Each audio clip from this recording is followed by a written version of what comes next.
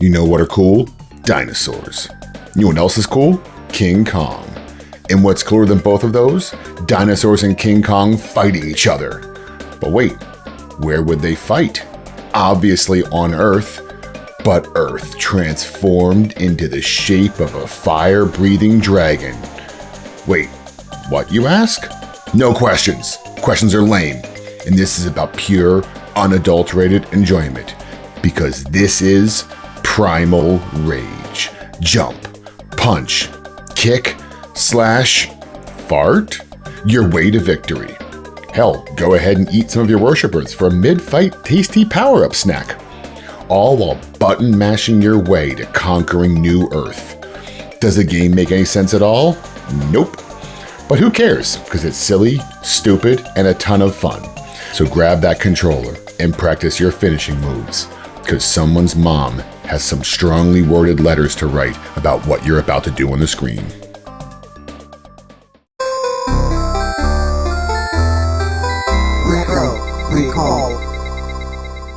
Welcome back to Retro Recall, the show with more nostalgia than the stopping power of a giant monkey fart.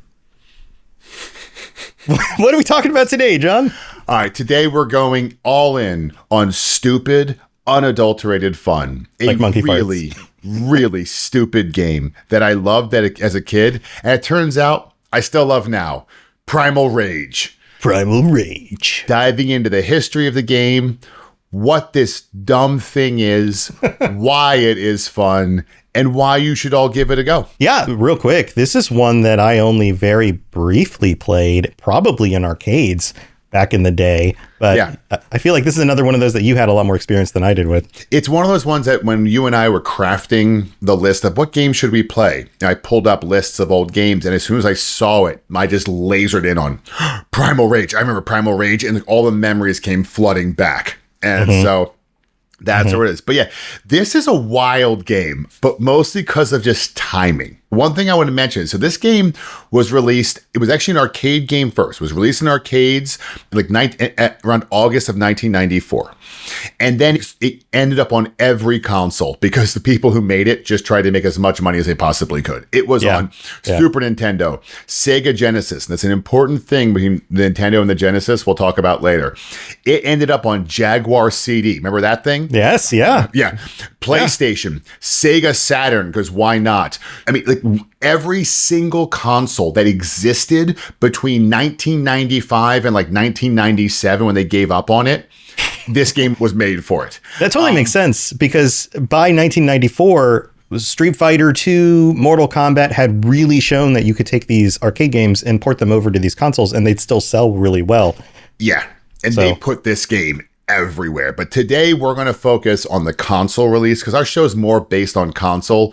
Arcade games are a little bit tricky to cover, mostly because I don't have an arcade in the house. So if I want to go do retro, it's kind of easy to play the games. So we're going to talk, because we always do, about the release era. We're going to talk about the August release, August 1995. Yeah, take me back to 95. Oh, so number one song in America. And this one, unfortunately, I do know. Kiss from a Rose by Seal, which saying it oh my God, plays it in my head. This song was played every other song. Words. Yeah. Oh, every other song at Taco Bell. I worked at Taco Bell in high school. Oh, did you? Oh my God. Yeah, I got hired at 15 years old. This is a fun little story real briefly. Yeah. I got hired at 15 and then a few months later, the manager who hired me got fired for hiring 15-year-olds 2 weeks before my 16th birthday. So I took 2 weeks off and then went back to work. Nice.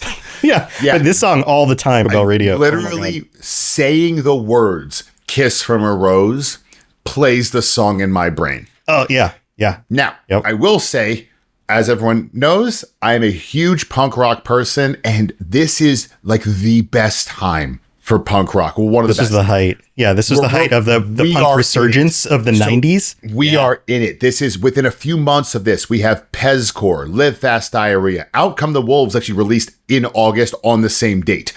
Haas, Life on a Plate, Insomniac, and I have to throw a shout out to my cousin's band Hagfish, because Rocks Your Lame Ass also came out at this point. This is a huge year for music if you're into punk rock. Yeah. So you mentioned Pezcore. Less Than Jake was one of my, in 95, they were one of my favorite bands. Yeah. And they were from Gainesville, Florida. By the way, and it's 2026. They're still one of mine. they're still one of your favorite bands. Yeah, they're still playing shows. I still see them. I saw them last year. Yeah, but I saw them. They would come. So I grew up in like the middle of the state. They were from Gainesville, which is like college town, a little bit more north of where I lived. Yeah. But they came into town and played the first gig I saw them play at a venue that normally fits like 1,000 people. And there were 20 of us in the audience. And we were like, this is freaking amazing. And then I went back to see them every few months, every time they came back in town for the next year or two. And I watched the crowd just grow bigger and bigger and bigger. And it was really cool to be part of that scene back at that time. Hezcore is actually also a really good album. It's really good. Like it's one of their first albums, and it's really good. They're still making good music. Yeah. I saw him. Yeah, I saw him literally last year. Yeah. I'll probably see them this year. It keeps just randomly happening. I'm like, oh, they're in town. Yeah, I'll go see them. Okay. Although they're playing, although I won't see them at Coachella this year, which they're playing at. That I'll skip. So anyway, for a lot of financial and dignity reasons.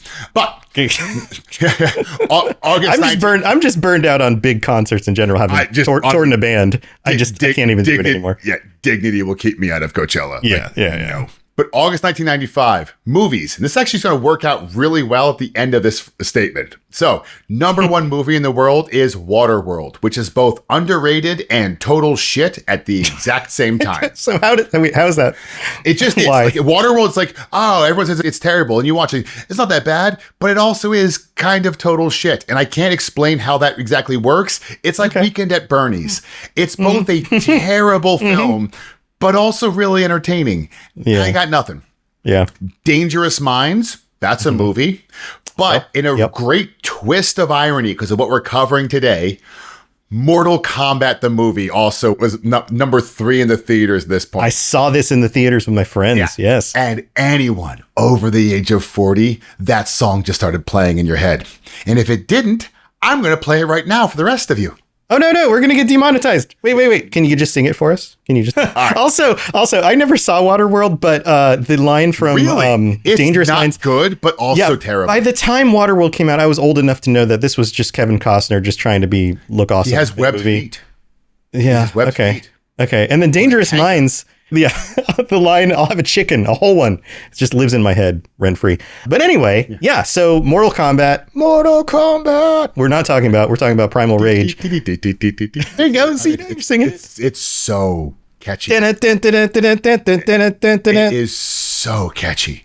Yeah. Anyway, all right, but let's talk about Primal Rage. Now, Primal Rage is objectively stupid, and I'm going to admit that right now. It's also... doesn't even feel like they put a lot of effort in, but it's still fantastic. It is a 1v1 fighting game that just went stupid and Mortal Kombat. That's what it is. Right. It's a bunch of kaijus, which, by the way, I'm actually not even sure if the term kaiju existed when this came out. I will be corrected in the comments. Maybe we didn't know about. Maybe it was a Japanese word that had been around, but we didn't know about it yet. I don't know. Yeah, I mean, because at this point, like the game design was like dinosaurs and monsters, but looking back, it's kaiju. Yeah, they're kaijus. And they beat the crap out of each other, but they all were given finishing moves, which we're going to discuss later because one of them made some press.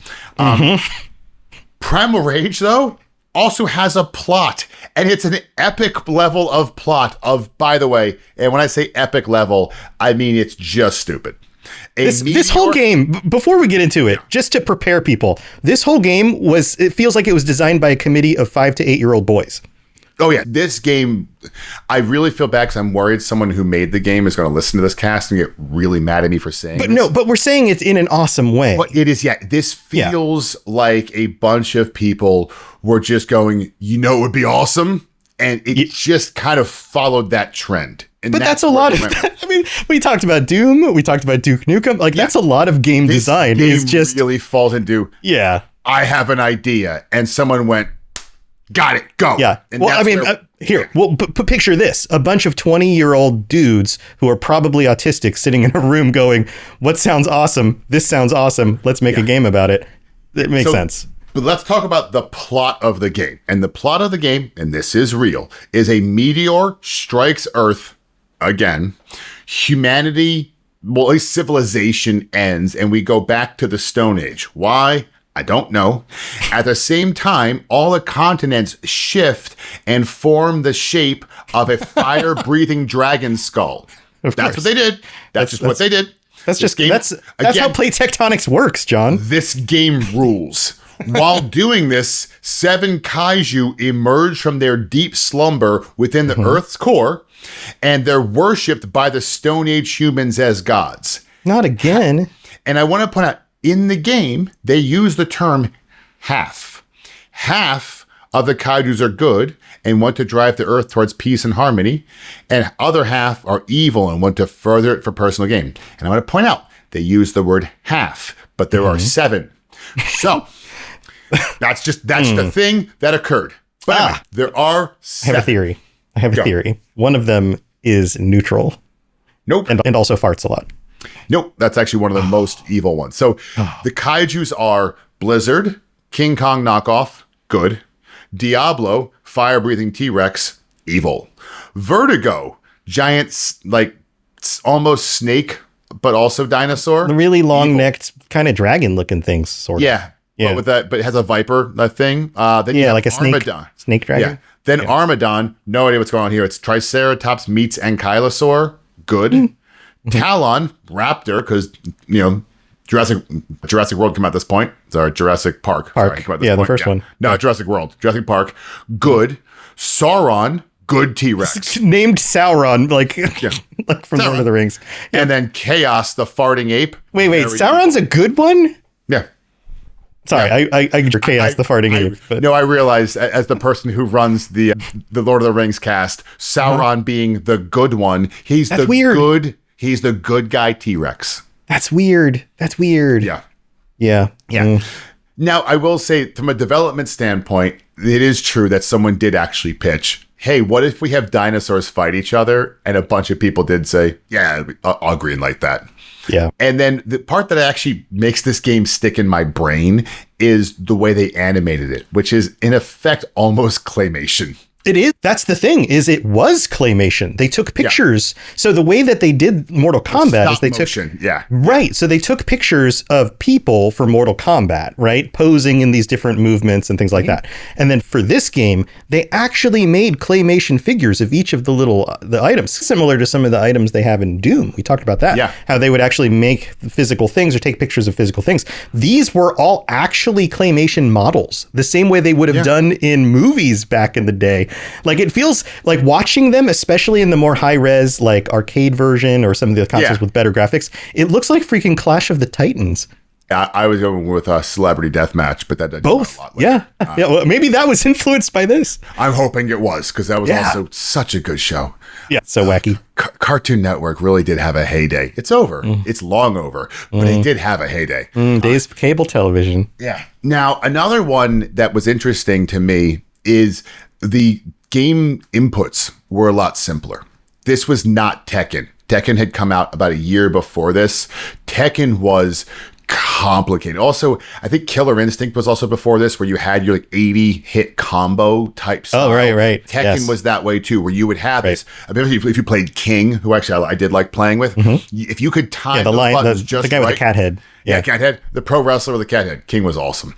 You could you could end someone. If you got your first hit in, it was over. You could combo the whole way out.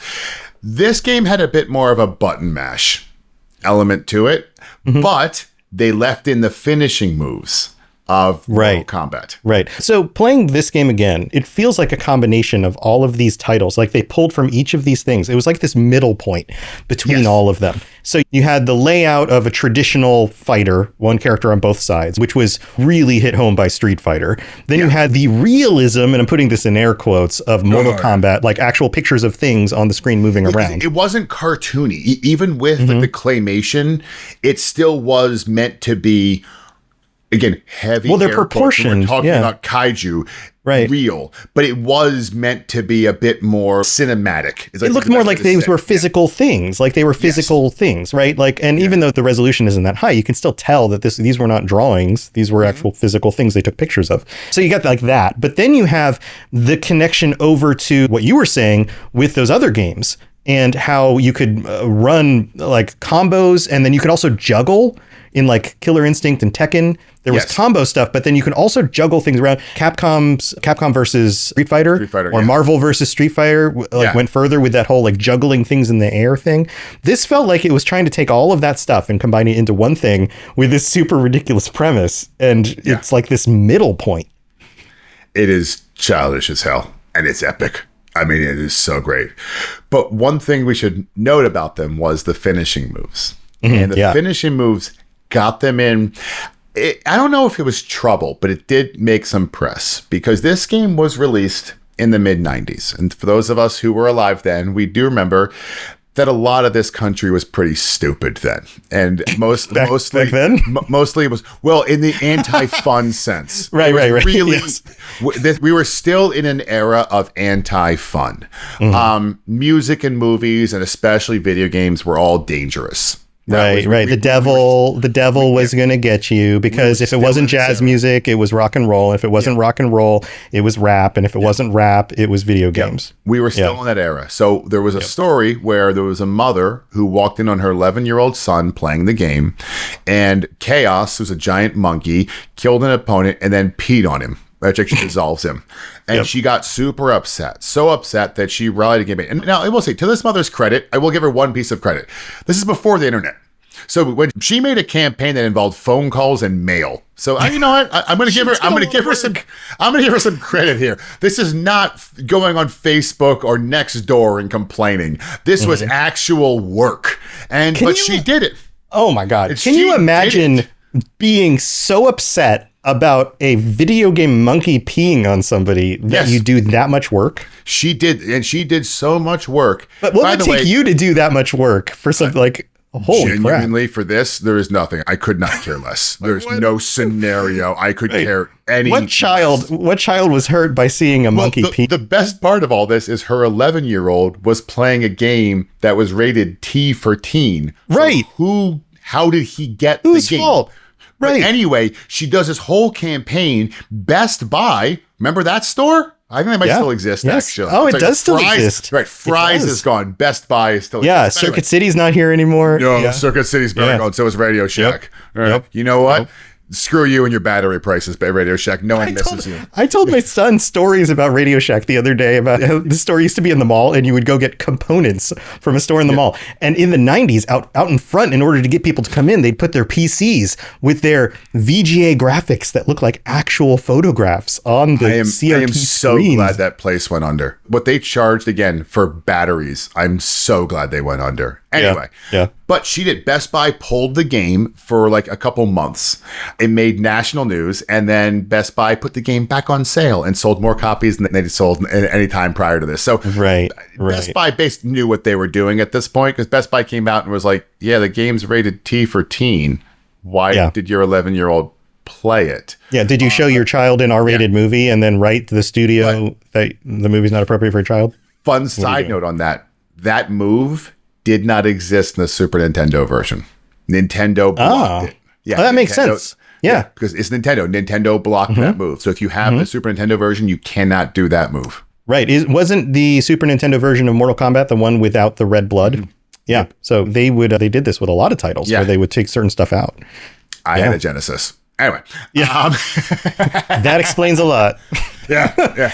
My parents didn't know, and it worked out well in the long run. So, but let's talk about Primal Rage. And getting back to it, I had not played this game in 25 years. I think you probably about the same.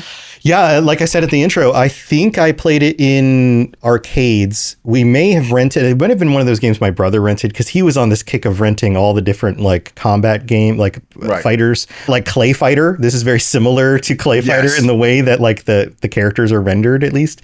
So I think he might have rented it, and then I played it a little bit. I don't have strong memories of it, so I didn't play it a lot. Yeah. So I just remember it being fun. I played it a good amount back then, but it's been a while. So here we go. Let's get into this and talk about why it's good. And I'll just open up with the most basic reason. I like your number one point here. Yeah. It's incredibly dumb. Yes, like that's a good thing. Stupid game. This game has almost no redeeming qualities, and that's why it's so fantastic. It is pure button mashing, and that's why it's fun. You just see things happen on the screen. Right. The characters. Good. So let me jump in here because I had the same exact impression going back and playing this again. I loaded up the Super Nintendo version, played that one, and it felt very button mashy. And I looked up the super moves and whatever and tried some of that stuff out. It actually works better with the D-pad or with the little stick on your controller than with the D-pad because of the weird angles you have to move at. So I figured some of that stuff out. But then just yesterday, I found a retrospective on YouTube and watched it. And there was a interview with one of the developers.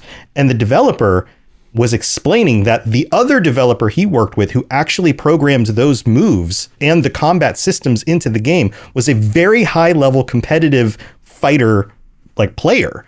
And he specifically set this up in a few different ways in order to make it actually a higher level of combat than some of the other games that were contemporaries. One of the things was, like in Street Fighter, you push the directions and then after you do the directions, you have a very brief amount of time where you can actually hit the attack button, like the punch or the kick or the combo of 2 buttons or whatever, in order to do the special move. This one, it's reversed. You hold down the 2 buttons and then you push the directions. And because it doesn't trigger on the down press of those buttons, it triggers on them being held down. It's actually easier to do those, which makes it less button mashy for new players. But on the flip side, because this was originally designed for arcades, it made players make a lot of noise and move around the stick a lot as they were doing these moves.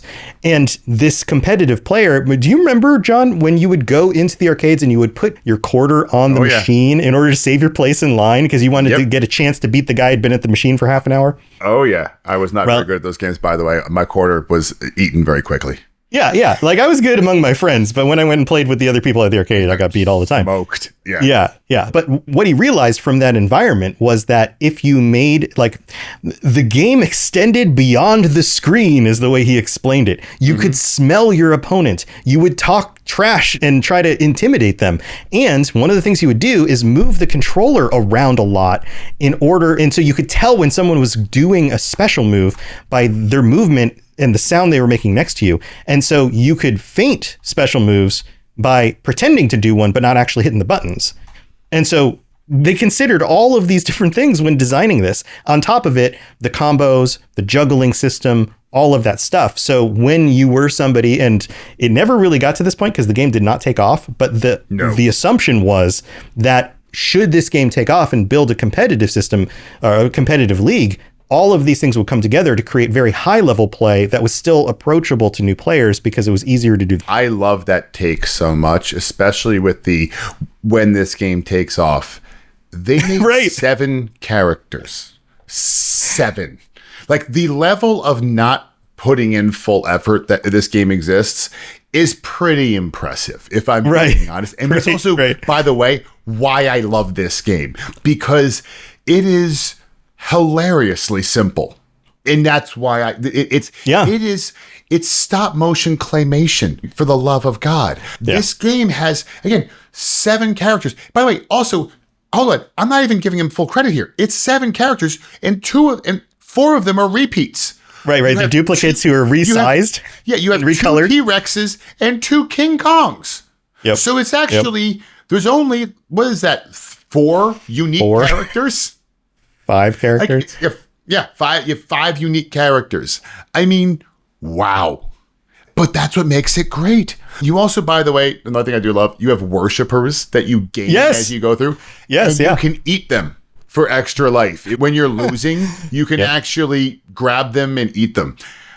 I've never seen in any fighting game I've ever played a way to gain life back, except for this one game. Now, mostly probably because it's a bad idea, but that's not important. It's so cool that you can have it. And you eat your followers.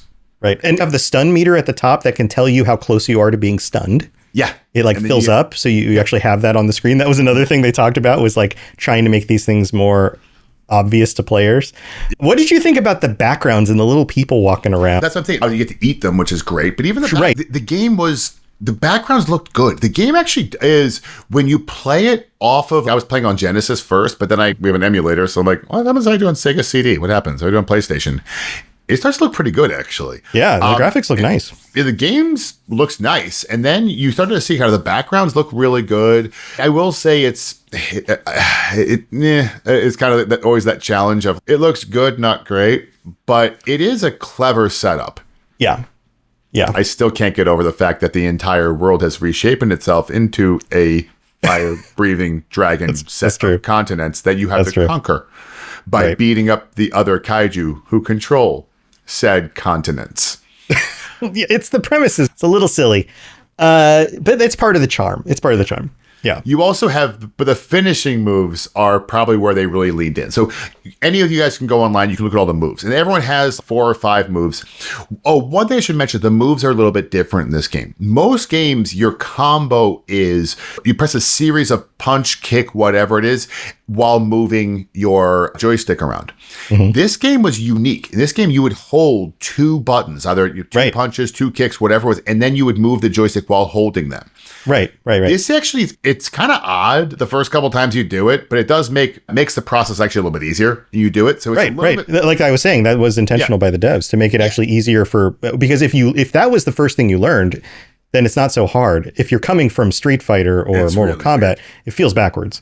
Yeah, it really is weird. But that makes the finishing moves actually a little bit tricky to do. But if you can figure out how to do I will say, doing finishing moves in this is light years harder than doing them in Mortal Kombat, which might just be because I'm better at Mortal Kombat, but whatever. But the finishing moves are funny. I have to give them that. Much funnier. Vertigo is awesome. Vertigo will miniaturize someone and eat them, or he will just turn you into a cow. For no reason. Just turn the guy into a cow, and the cow runs off. Talon, everyone has 3 finishing moves, but some of them are better. Talon it looks like a raptor. One of them just summons a bunch of his children to come in and eat you. For no reason. Blizzard is a giant, it's the good King Kong, just punches you into the background. That's it. It's just a giant thing. Or somehow makes all your skin and bones, or skin and muscle, hover out of your body and disappear. Yeah. For no reason. Don't know. No. And he's the one, he's called Blizzard because he has like ice powers, and I don't know how that is supposed to connect to anything. Yeah. Makes no sense. They just went with it. Chaos is the famous one where he pisses on you, but his piss is acid. Chaos is weird, by the way. He also he does this weird like spit attack where he spits at you and then he runs off the side of the screen, then appears on the other side of the screen and eats the spit. Chaos is weird. Yeah. I mean, Chaos also, he has a fart attack that'll stun you. He has a spit attack. He is a weird character where they were like, let's just see if we can get in trouble. That's kind of what Chaos was. Armadon is lame. So is Sauron. Diablo spits fire, and it's kind of meh. Yeah, Chaos is the best one. He's Chaos so weird. Chaos is the one where you can tell they put a lot of effort into Chaos, a little bit into Vertigo, and then there was a lot of phoning it in happened right after that. Because I think like Sauron and the other one, they eat you. Like, let's have the It's a dinosaur. They eat things. Cool. They bit them. Yeah, Armadon will shoot his back spikes into the air and hit you. Yeah. Okay. Yeah. This guy pisses on you and dissolves you into acid. You guys couldn't think of anything else? That feels really clever. And they were like, we had a deadline to meet, guys. So it does feel like it you can see where the corners were cut. Yeah, they kind of got bits. And to be fair, like the game did not take off. So it's fine. It might be more popular post than it was during. But maybe. I don't know. I would love to hear from our listeners. If anybody has thought about this game in recent years, have you gone back and played it? Yeah, but how about I don't know. What did you like? I liked a lot of that stuff. Like I'm in agreement with all of those things. I think those are all the good things. And once I got used to the controls and decided to use not the D-pad to do the directions, like certain moves got a lot better, a lot easier. Also, even early on, just being button mashing still worked. I still beat things. I still really won fights. Like if you have played fighting games before and you're like, all right, what are some basic combo ideas? Let's see if this works. Most of the time it works. But there are more advanced ones when I watched the higher level play and I was like, oh, you can run that move into this other move. And okay, I get it. Which is exactly what would have happened if you went to an arcade. You would have seen people do things and gone, oh, you can do that. Okay, I'll do that too. So that makes a lot of sense. And it really does feel like a game that was designed to excel in the arcade that then got ported over and just doesn't feel, and I guess we're moving into the bad here. Yeah, let's talk about the for bad. all the cool stuff that you've mentioned. It's still like it lacks a level of impact on like the hits. Yeah. And it feels a little floaty. It just, some of that stuff just doesn't feel great to me. When we talk about the bad, the first thing I wrote down was you really have to be into eclectic to like this game. You have to embrace the weird because it doesn't have a lot of redeeming qualities in fighting games. The skill cap is like 1. It's not high. Well, in order to beat the computer, it's not high. But even to play against other people, it is a button masher. You're not going to get that much complexity. I guess someone probably could master it, but I don't know anyone who did.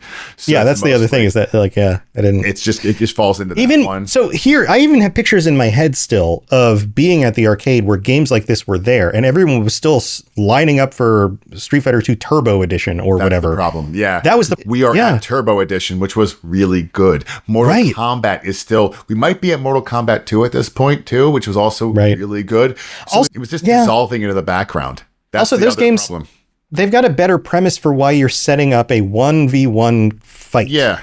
Like, because they're actual these like martial arts competitions, whereas you've now taken these kaiju and they're fighting like they're in a martial arts competition. But that's not how kaiju would have fought. It doesn't, like, if you actually examine it a little bit, it doesn't really make much sense. Right. Yeah, Mortal Kombat 2. Sorry. Came out 2 years before this. So Mortal Kombat 2, like the arcade has too many options around this at this stage. Right. And those games were sequels to the games that did really well or upgrades to the games that did really well. And so they were hitting that polish stage of we get what people want and what people like about this and we're making it even better. And this is going, hey guys, look at us. Yeah. And we got dinosaurs. People were experts in those games. This is, I mean, it's that thing of like why people play pool in this country, not snooker. And it's because people here know pool better. So the high skill players are pool. The first mover advantage, like people got into those. And then this is just a little bit too late. You go to an arcade and it's, hey, the really good players are playing Mortal Kombat. They're showing off. They're doing all this stuff. Even Killer Instinct. The only reason Killer Instinct took off a little bit is because I think it was a Neo Geo. And you had that one friend who had a Neo Geo. Right. And Tekken was cool because it was actual 3D rendered, like Virtua Fighter was 3D rendered. So those made those stand out. And by the time this came out, people were kind of beyond this. It's in its own thing. And the other thing too is, and we talked about it, the way the controllers worked were also just too different. Like to your comment earlier, they were trying to do something really unique and make it special. But the problem was it was unique and special and just too different. It's, it's like making a car where, hey, what if we put the stick shift on the other side? And I don't mean for people who drive cars in England. It's for no reason. Oh, that's not going to work. So once somebody's built up motor memory for something like this, it's hard to go back and do it again. Yeah. Another complaint I do have about it is that blocking's actually really easy in the game too. One thing that when you play the game, you'll realize is time runs out more than normal. Most games, the clock doesn't matter. I very rarely would have a game around timeout. It happened all the time when I played this, where the timer would run out and I would basically win or lose depending on having more or less health left than my opponent. And that's because blocking's really easy in the game. And also, even your attacks don't do as much damage. You don't have like a heavy punch. You do a little, but it's not like the heavy punch in Street Fighter, where it's, oh, you landed this. It actually takes a nice chunk out. It's just not the same. And even if you daze an opponent and wallop them or hit them with a special move, it doesn't do as much damage as you'd think. So it's kind of meh. Yeah, I think that plays along with the floatiness. And floaty is not the right word. When you're hitting something, there's just a limited amount of impact, and then that plus the little tiny bits of health that you do damage just feels like you're just tickling each other. Exactly. That part doesn't feel great. Yeah. The weirdest bit to me though is the ending, or kind of the almost lack thereof. So every fighting game I've ever played in the history of fighting game has a final boss. Except this one. In this one, there are 7 kaijus, and you fight the other 7 kaijus, including a clone of yourself. And then it's over. And effectively, but you do get this like long text ending depending on which kaiju you won with, explaining what now happens to the Earth because you won. Right, because you're a good one or an evil one. And there's no like every other game, you have multiple sub bosses like Mortal Kombat, that guy with the like 4 arms, and then Goro. Goro and Shang Tsung. Yep. Exactly. And then in Street Fighter, of course, you've got Bison. And, Bison, Sagat, Vega. Every other game, I think Killer Instinct has it too. I just can't name any of them. Tekken, you've got What's His Nuts. Well. I mean, they're all there. Like, I know they're all there because I've played these games more than enough, but not in this one. And just kind of weird. You're like, and that adds something to those other games too, because there's this mystique of a character you can't play as, and now you have to fight them. Or you're playing against a bunch of other people who walk up to the arcade machine, and you're seeing these same characters over, and then they go away, and then you continue on your little missions, and then all of a sudden you're playing against a character that you can't play as, and you don't know all their moves because you haven't played as them. Yeah, so long story short, game's fun. It's not mind-blowing fun. Yeah. But it's fun. Yeah, it feels like they put a lot of effort into certain things and then just not so much in others. And it's got that unbalanced quality that some games have. Like it was pushed out too soon, maybe. Yeah, I could see that. It just feels like they were kind of like, all right, go. And then they're partway through, we're like, all right, that's all I could think of. To be fair, they repeated T-Rex and King Kong. I'm assuming, personally, I think there was an IP thing here. I think intellectual property became an issue where they were like, oh, crap. The people who own the rights to all of the Godzilla movies are pretty litigious. And that's going to lock out the vast majority of the kaijus we could ever kind of even think of putting in a game. Right. There's no Mothra-like monster. There's no... Ghidorah. I am a huge Godzilla nerd, by the way, which I probably mentioned before. Yeah, and none of them look like Godzilla. Every film. Well, because they can't. And that is a litigious franchise. Yeah. And you do run out of, if you think about like Gigan and, oh God, I'm getting some Smog Monsters fun here. Oh God, I probably should be able to do more of these, but you get into Ultraman. Well, Ultraman was terrible, but that would be awesome though if there was an Ultraman. King Ghidorah, guys. If I pull up a webpage, I can do a lot better of this. But Rodan's was always stupid, and they actually did make a Godzilla fighting game that I have played a lot of hours into because I do love Godzilla. But the point being is that kind of blocks you out from a lot of stuff you do. Even the King Kong guys, I'm sure they were nervous. Don't get us sued. Don't get us sued. But a T-Rex you could do, but then they ran out of dinosaur ideas because you can't really have like a Brachiosaurus fighting. It's kind of lame. So they just kind of were like, good enough, go. And then that's what we have. Yeah. It also feels like to me like somebody was like, hey guys, we've got 3 months left of your pay. Go. So we got to get this out the door. So, and they were like, okay, let's duplicate some characters and push it out. And then that was it.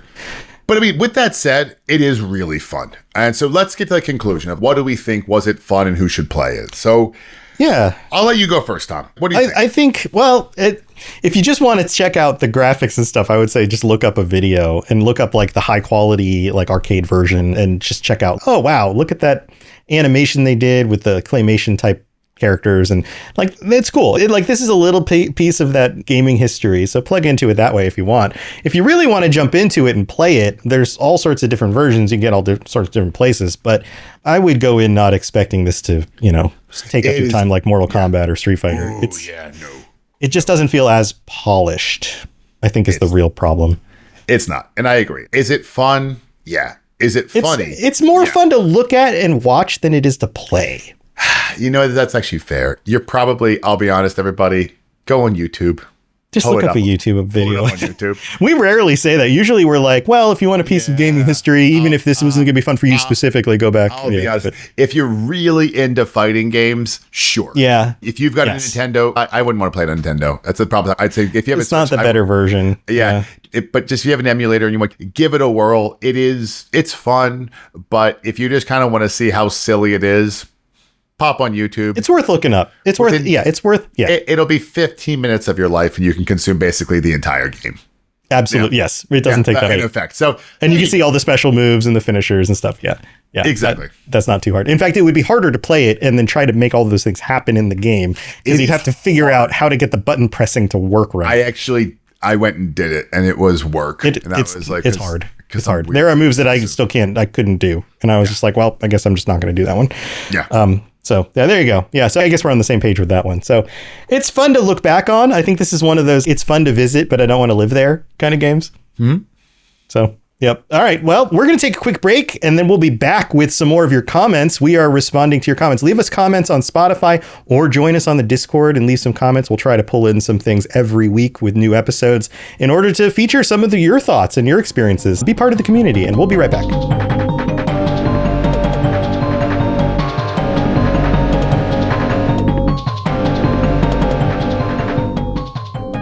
right, we're back. And to wrap up this episode, we've got some more comments from the community we're going to go over. Plus, we're going to talk about what we're covering next week. So stay tuned for that. John, I pulled some comments from our Doom episode recently. This one, all of these are on Spotify. Again, you can comment on Spotify, but you can also join us on the Discord and post some stuff on there.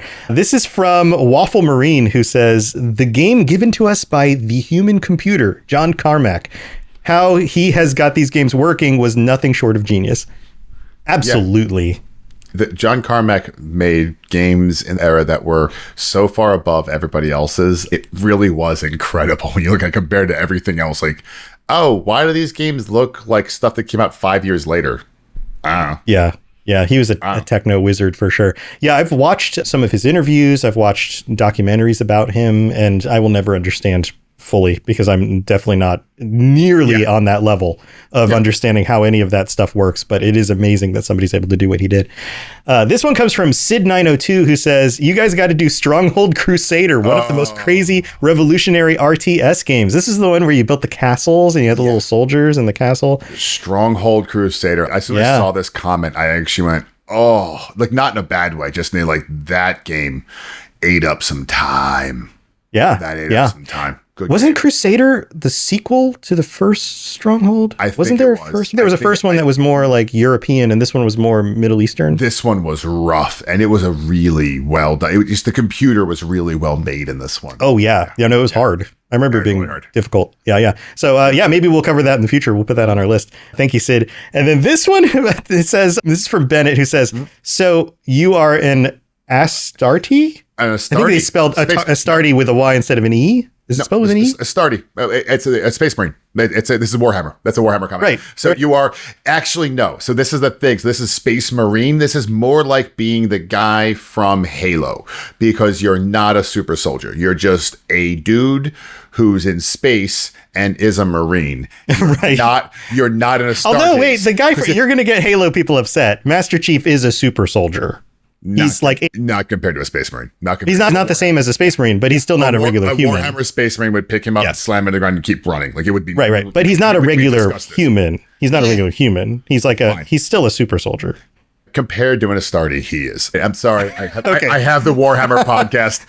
This is a hill. You got the last say. It's a silly argument, but it's one that it's a hill I have to stand on the top of and go, yeah, no. So yeah, but it is. You're not an Astartes, but it's whatever. It's Doom. Doom's awesome. Mm-hmm. It's just a fun game. Honestly, it's been a few weeks. I'll tell you all, you should all go play Doom. It really is. Go play Doom. Nah, it's a fun game. It holds up. Yeah. I thought it was spelled with an E. That's why I was like, is it a Y or an E? Whatever. Yeah. Spelling doesn't matter. Thanks, Bennett. Yeah. So more Warhammer fans. So there you go. But what are we covering next week? What do you think? All right. We've discussed this, and John is already fuming at this decision. Yeah. Next week, we're going to be bringing back actual PTSD and rage for me. We're playing what I believe is the worst and stupidest game ever made, and I don't understand why anyone ever played it, and I hate it with the passion of 1,000 suns. Myst.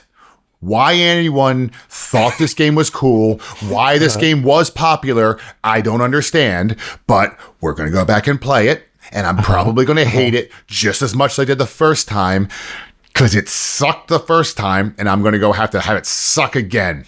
Yeah. So get excited for that, guys. Mm-hmm. You're going to hear me not be happy. Yeah, no, this is going to be fun because I'm in agreement. I'm not as passionate about my hate because I never really tried it because I was in high school at the time and this was the game that all my friends' dads were playing. And I was like, well, that sounds lame. It's a dad game. It was a game that everyone was playing. So I played it and I went, this is hard and it's not fun. It's a slideshow with puzzles that don't make any sense. Well, and then I would cheat at it and then it wasn't satisfying at all. Anyway, we'll get to it next week. But yeah, we're going to cover Myst. Not enough dinosaurs. Yeah, definitely no dinosaurs fighting each other. Right. We are taking a leap. We are going from dinosaurs punching each other and peeing on each other to Myst. Mm-hmm. Mm-hmm. Yeah, so that's what you're in for next week. And that's going to do it for this week. Thank you, everybody, for tuning in. Make sure you check out our other shows. John does the 40K Lorecast, obviously, and the history of 40K. I do the Fallout Lorecast, the Elder Scrolls Lorecast, and the Lord of the Rings Lorecast. Come hang out with us in our other shows and be part of the community on Discord and all of that. And until next time, go punch a dinosaur with a farting monkey. Yeah, we'll see you then. See you guys next week. Recall. Robots Radio. Games, lore, stories, community. Just press play.